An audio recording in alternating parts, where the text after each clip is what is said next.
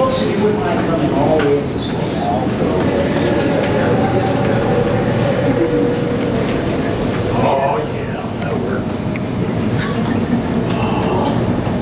Now, let me orient you. We just came into the dam 200 feet up this fancy hallway here. The lake is behind that wall right there, about 250 feet through solid concrete. Where we're standing right here, this is somewhat near the bottom of the lake.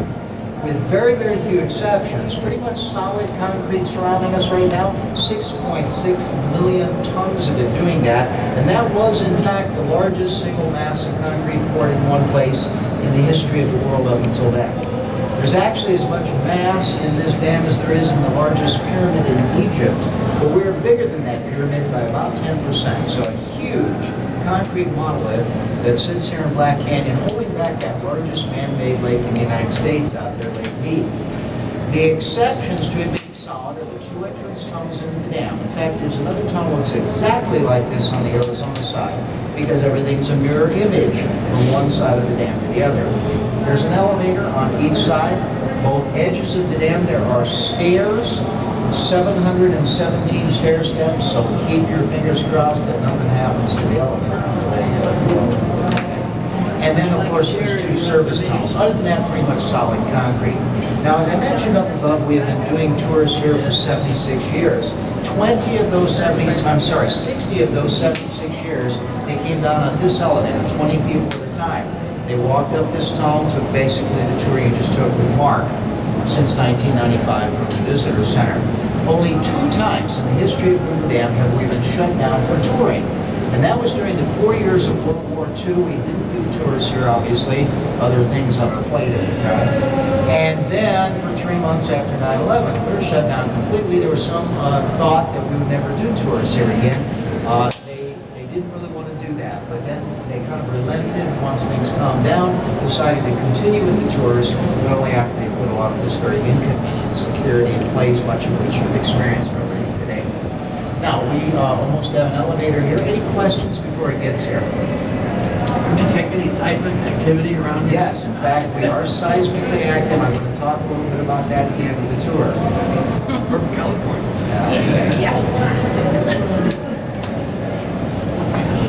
So you talked about maintenance on the generators and stuff. What about maintaining the pipes? Because they're obviously going to corrode over Right, time. the pipes are lined with the coal tar epoxy originally. Now they've upgraded that to some sort of epoxy. They keep the water away from it. Get in there about every 2 years. Chip off the old stuff. They flush it out first, of course. Chip off the old stuff, reline it inside and out. So they want to take very good care of those pipes. To manage the water, it is an electrical production. That's a byproduct. So they'll only use as many generators as they need water downriver. That's the point I was trying to make there.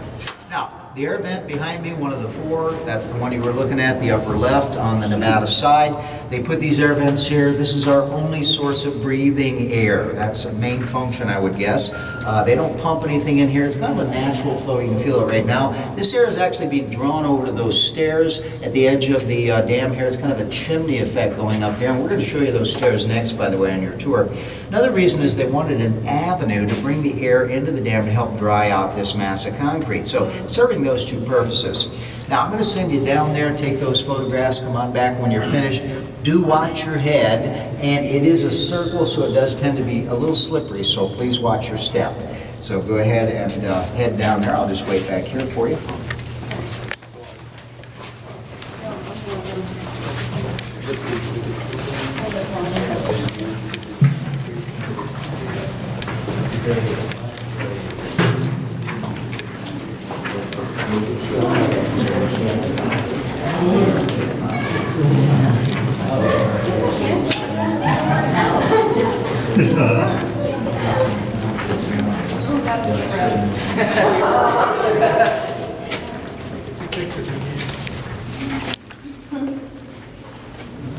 That's cool. Wow.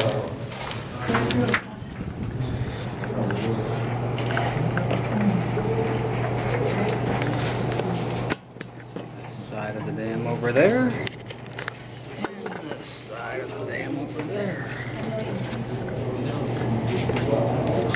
We had on. So anyway, welcome to Hoover Dam, everybody.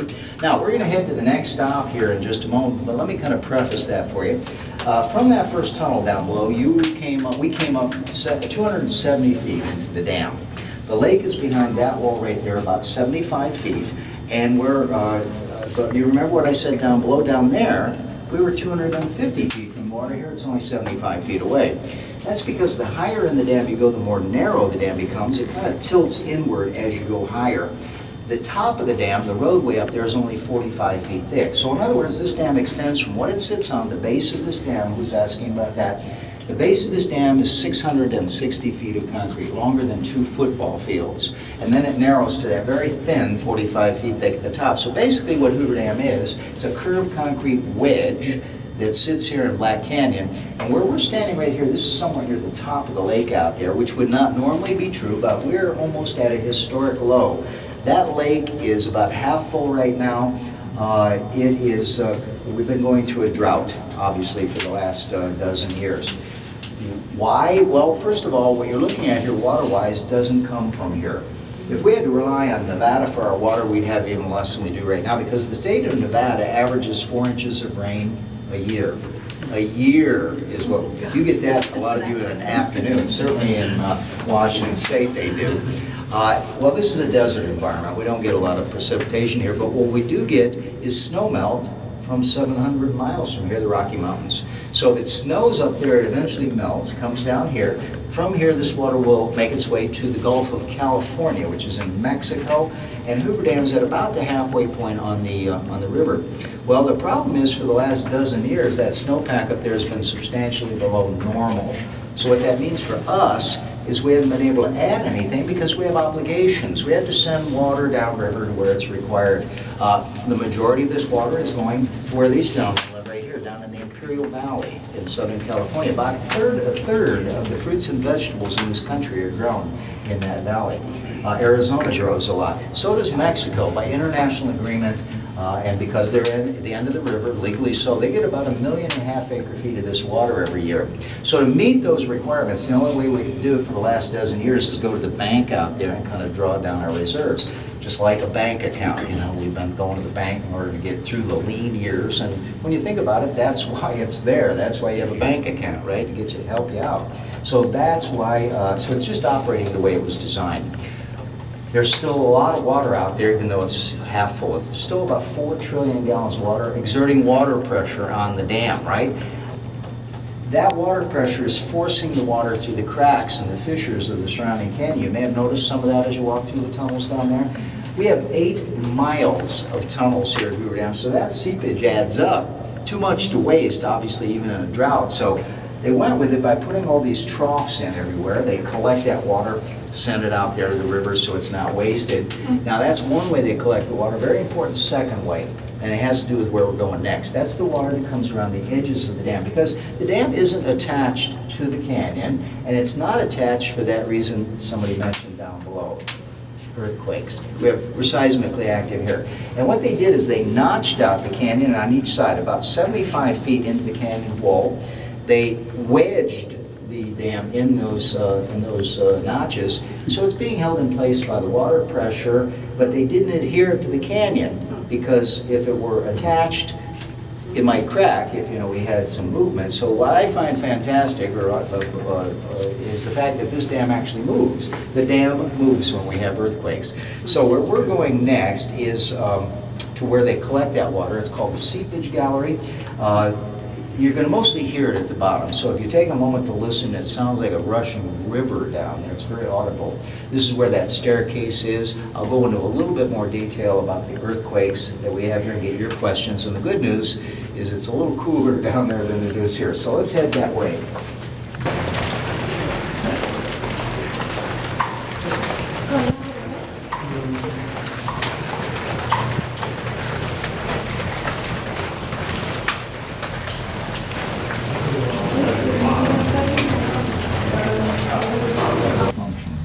Now, when you get down here to the end, there's the staircase, obviously. It's so steep, and you'll see this when you look at it, that the workers actually say it's harder walking down than going up because of the narrow treads and that angle. I've never walked the stairs, and of course, you would never have to do that. I was just joking about that. And if you'll listen, can you hear the water at the bottom there, by the way? Yeah, I can. 10,000 gallons of water a minute seep through the 8 miles of tunnels, and around the edges, you can hear part of it right there.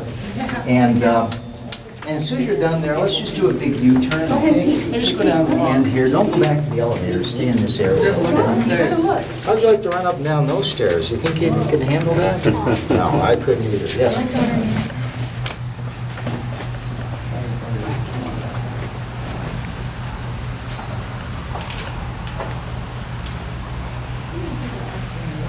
Not the tour. Doesn't seem like it'd be that steep. Well, we have a standard answer. I don't think you asked how many people work here.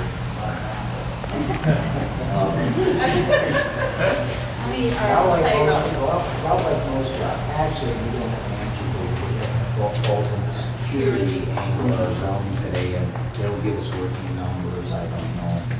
I know it's wrong, that works. Down the stairs. Am I going to be on YouTube? Probably. Get my good side here, will you? Okay. Okay, what we're going to do is come a little closer to the box up here. I'm going to stand in the corner if you don't mind, and if some of you more of you could come around the corner here, that way we're not shouting at everybody.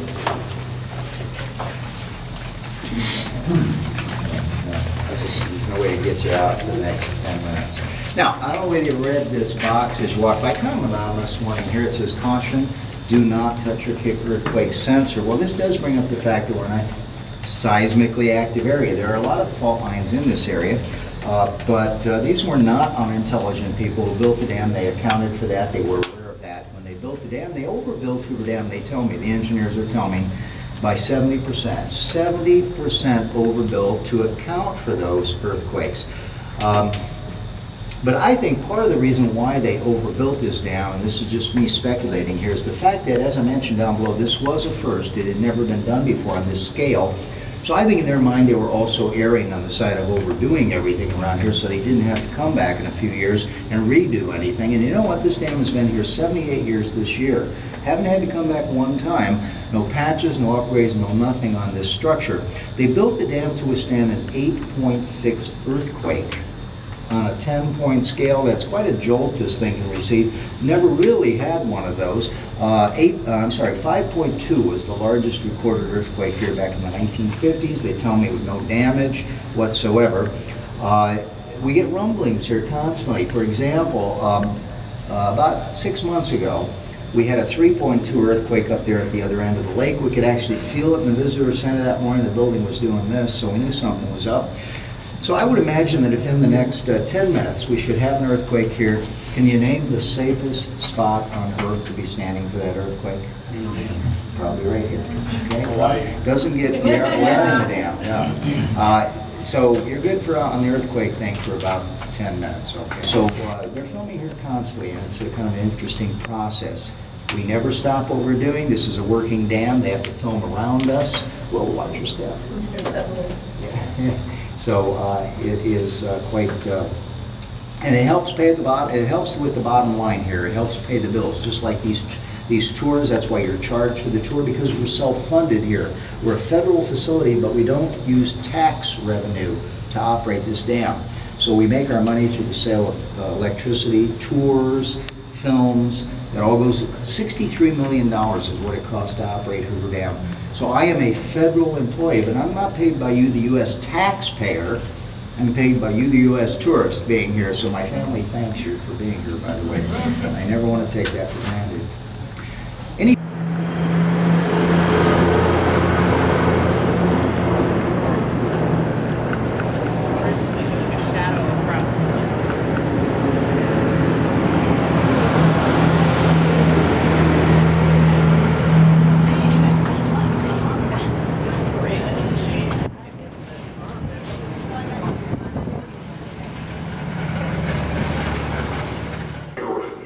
After years of unsuccessfully trying to cope with the unpredictable river, it became apparent that the only solution to the problem was to construct a dam to eliminate the cycles of flood and drought in the lower basin.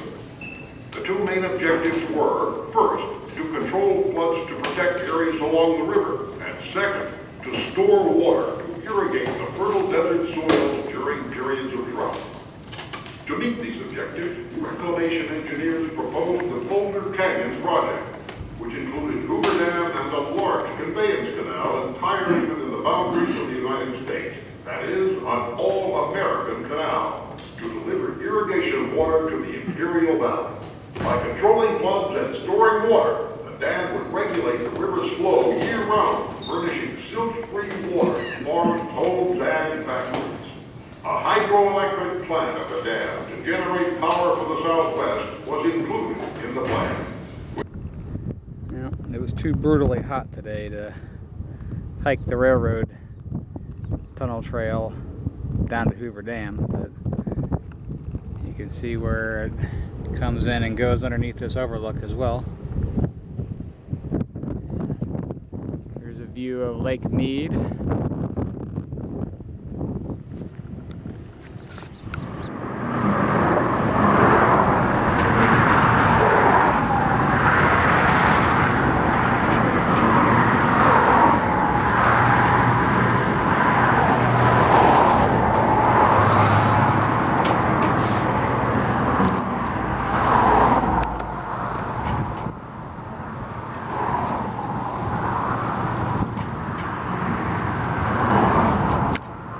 That vent right there is the one that we were looking out of earlier.